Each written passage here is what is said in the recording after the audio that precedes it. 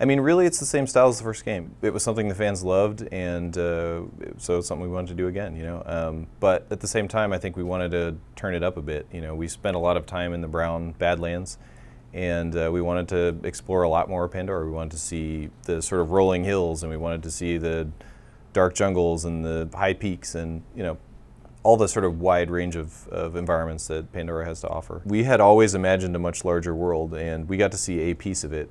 And certainly that sort of Mad Max-esque sort of post-apoc feel is always going to be a part of it, whether it's brown or green or red. I don't think it really matters. We just try and bring it all together in something that makes sense, you know.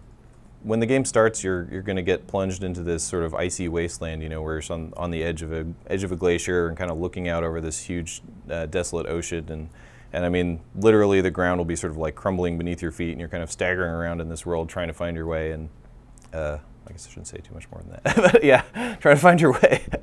Another environment you'll see is sort of I guess it's a Scottish Highlands kind of a vibe. It's very rough and tumble, lots of crumbling rocks and crevices and cracks, and sort of dangerous, spiky creatures along the way that you'll be sort of fighting. We want to make sure that it still feels tough, and that's the most important thing, you know, that it doesn't feel like a nice place to hang out, you know. There were some of our very early prototypes where it felt a little bit like you were out on the golf course, you know, when we started adding green. And it was just a matter of, you know, making sure that there were spiky plants to step on and nasty monsters hiding in the corner, and just, you know, dialing back that saturation just a little bit so that it doesn't feel too happy and fun. It's very easy to go off the rails and go too colorful, and suddenly the whole thing turns into a carnival.